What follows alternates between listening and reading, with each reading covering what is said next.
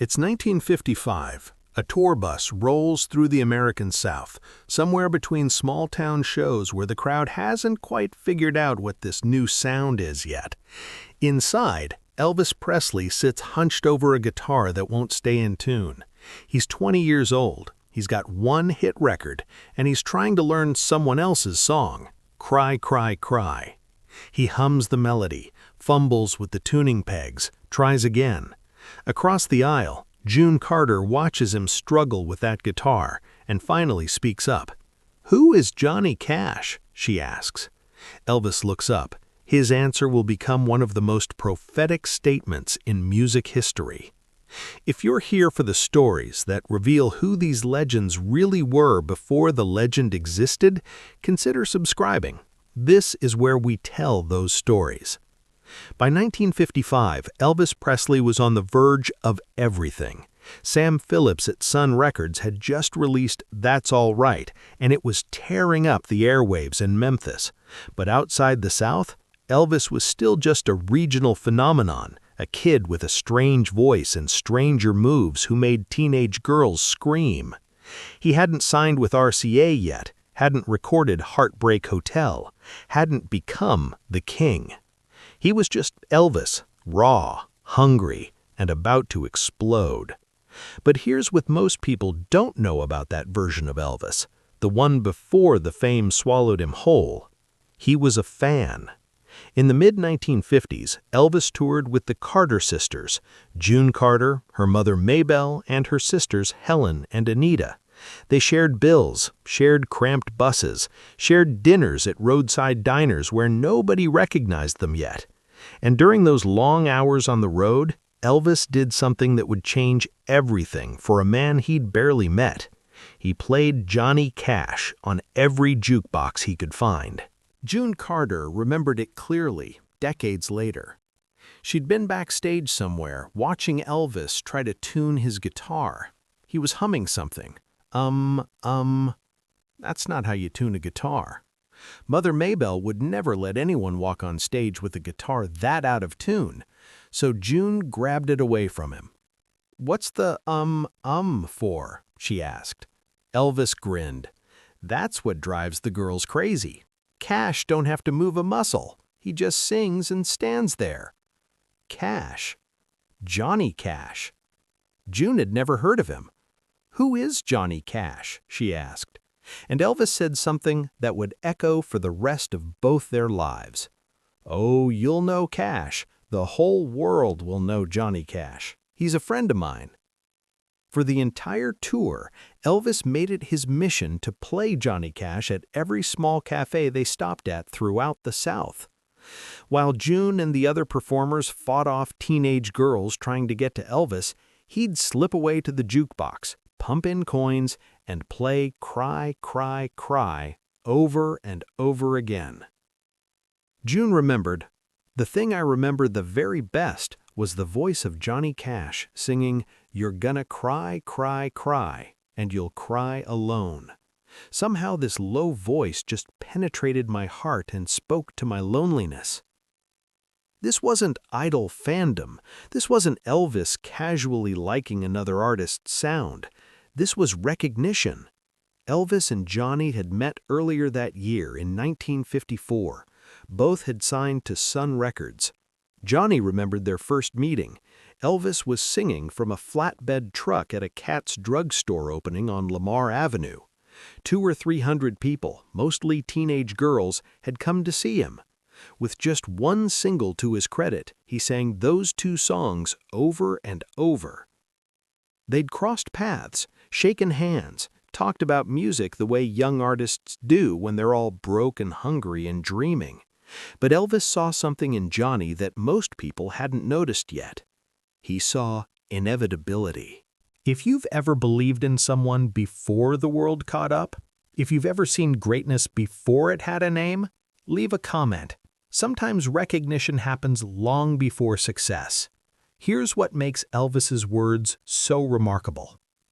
In 1955, Johnny Cash was nobody. He'd released one single, Hey Porter, backed with Cry, Cry, Cry. It did okay regionally, nothing spectacular, nothing that suggested he'd become one of the most influential voices in American music. Elvis, by contrast, was already on his way to superstardom. By November 1955, Elvis would formally sign with RCA. By January 1956, just months after this tour, he'd release Heartbreak Hotel and become a mainstream sensation. But Elvis wasn't threatened, wasn't competitive, wasn't trying to keep the spotlight to himself. He was telling anyone who'd listen, pay attention to Johnny Cash. June Carter would later write in her autobiography that Elvis's enthusiasm was genuine and persistent. He introduced her to Cash's music before she'd ever met the man. And when June finally did meet Johnny Cash, backstage at the Grand Ole Opry in June 1956, she already felt like she knew him, because Elvis had made sure of it. If stories like this, the ones about who these artists were before fame changed them, matter to you, consider subscribing. We tell the stories that don't make it into the documentary films. Years later, June Carter remembered the moment Johnny Cash took her hand backstage at the Opry. "I've always wanted to meet you," he said. June recalled, "The strangest feeling came over me. I was afraid to look him in the eyes. I think I finally blurted out, 'I feel like I know you already.' Elvis plays you on the jukebox all the time, and he can't tune his guitar without humming 'Cry, Cry, Cry.' Now he's got me doing it." Johnny laughed. Of course he did, because by then he knew what Elvis had been doing. The jukebox campaign, the endless recommendations, the way Elvis would tell anyone who'd listened that Johnny Cash was going to be massive. Elvis had seen Johnny perform at the Eagle's Nest in Memphis back in July 1954. The venue was an adult club where teenagers weren't allowed, so there were maybe a dozen patrons in the audience. Elvis performed anyway, with everything he had. Johnny later wrote, "I thought Elvis was great. He sang 'That's All Right, Mama' and 'Blue Moon of Kentucky' once and again, plus some black blues songs and a few numbers like 'Long Tall Sally.' And he didn't say much. He didn't have to, of course. His charisma alone kept everyone's attention." They were peers, two young men trying to make it in a business that didn't quite know what to do with them yet. But Elvis chose to champion Johnny publicly, loudly, persistently, before there was any benefit to doing so. If this story resonates with you, the moment when someone believed in you before you believed in yourself, tap the like button, not for the algorithm, for the reminder that recognition matters. December 4th, 1956, Sun Studio, Memphis. Carl Perkins had come in to record new material. Jerry Lee Lewis was on piano. Elvis stopped by to visit Sam Phillips. And then Johnny Cash walked in. What happened next became legendary, the $1 Million Quartet. Elvis, Johnny, Jerry Lee, and Carl gathered around a piano and started singing gospel songs, Bill Monroe tunes, whatever came to mind. Engineer Jack Clement recognized what was happening and started recording. "I think I'd be remiss not to record this," he thought. Johnny later wrote, "I was there. I was the first to arrive and the last to leave, contrary to what has been written. My voice is on the tape. It's not obvious because I was farthest away from the mic and I was singing a lot higher than I usually did in order to stay in key with Elvis, but I guarantee you I'm there." Here's what that moment represented. Elvis, by then a national sensation, could have dominated that session, could have made it about himself, could have treated it like another performance. Instead, he jammed with his friends, shared the microphone, sang gospel songs they'd all grown up with. Johnny later reflected, "We had a lot of fun in general, not just with the girls. It was nice that we could make a living at it, but every one of us would have done it for free." And you know, Elvis was so good. Every show I did with him, I never missed the chance to stand in the wings and watch. We all did. He was that charismatic. After the 1950s, Elvis and Johnny went their separate ways. Elvis made films. Johnny became an outlaw. They'd chat on the phone occasionally, swap notes, but Johnny understood when Elvis closed his world around him.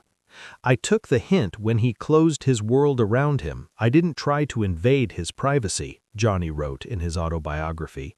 I'm so glad I didn't either, because so many of his old friends were embarrassed so badly when they were turned away at Graceland. By the 1970s, Elvis was drowning, isolated, surrounded by people who enabled rather than helped. Johnny Cash had walked through his own version of that hell. Pills, addiction, darkness. He'd crawled out, barely. But he didn't try to save Elvis, didn't force his way in. Johnny later explained, "My Elvis was the Elvis of the 50s. He was a kid when I worked with him. He was 19 years old and he loved cheeseburgers, girls, and his mother, not necessarily in that order."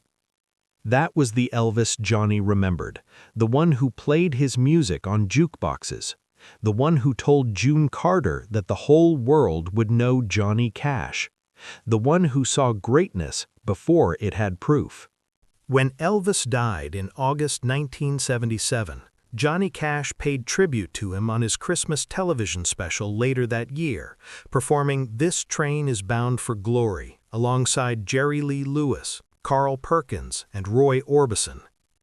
He didn't talk much about their friendship publicly, didn't write long essays about what Elvis meant to him, but he carried that early recognition with him, the memory of a 20-year-old kid with one hit record telling a stranger on a tour bus, "The whole world will know Johnny Cash." Because that's what generosity looks like before it becomes legend. Someone seeing your future when you can barely see tomorrow. Someone believing in you not because of what you've done, but because of what they know you will become. If this story moved you, leave a like. Share it with someone who needs to know that belief matters, especially the belief that comes before proof. And subscribe, because we tell the stories that reveal who these legends were when they were still just people trying to make it.